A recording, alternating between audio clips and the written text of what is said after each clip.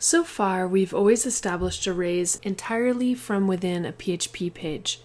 It is possible to send an array of data to a PHP script via an HTML form.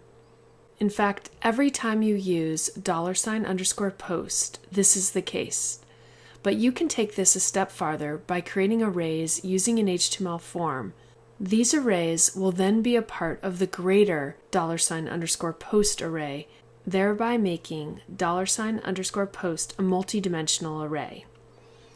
A logical use of this capability is dealing with checkboxes, where users might need to select multiple options from a group. The HTML source code for a checkbox is as follows. You would select an input, set the type to checkbox, assign a name, and a value.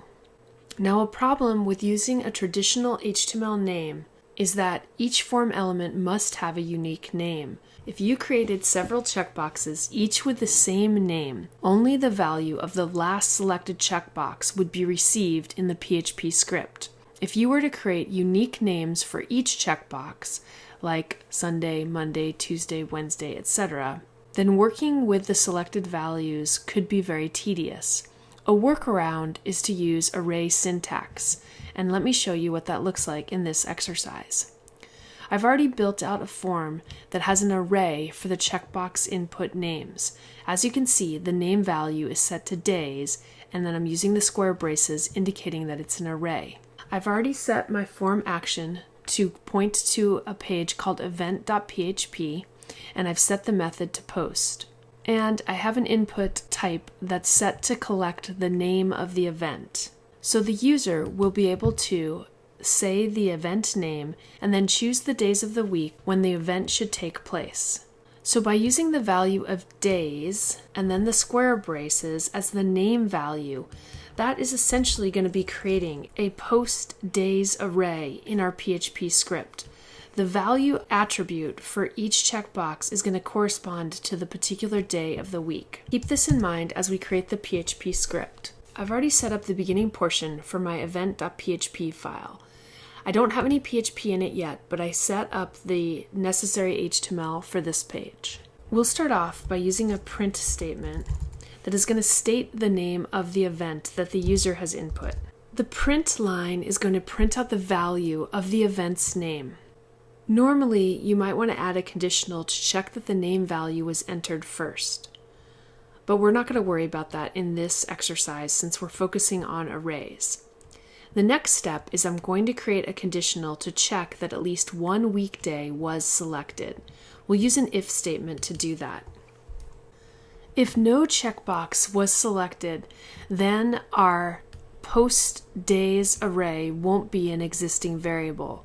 To avoid an error caused by referring to a variable that does not exist, the first part of our conditional checks that the post days is set. The second part of the condition confirms that post days is an array.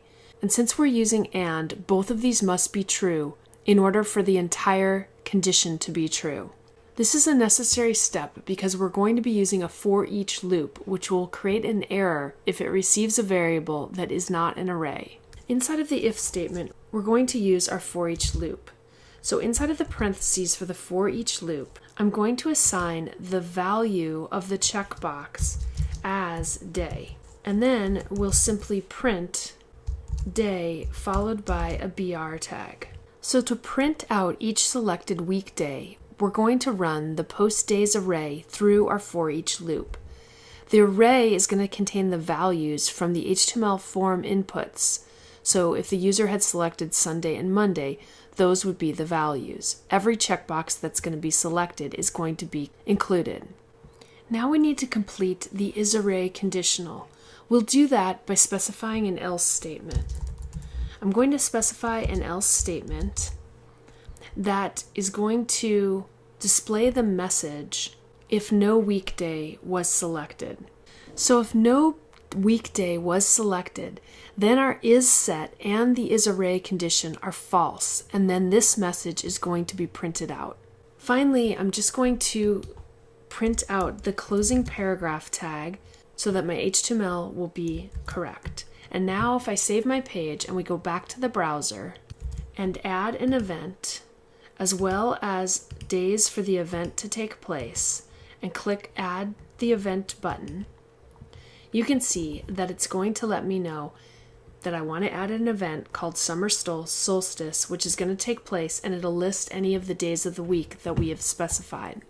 If users add an event but don't specify any event days, you can see that it's going to print our message that says, please select at least one day for this event. And if we go back and select at least one day, then it'll print the one day.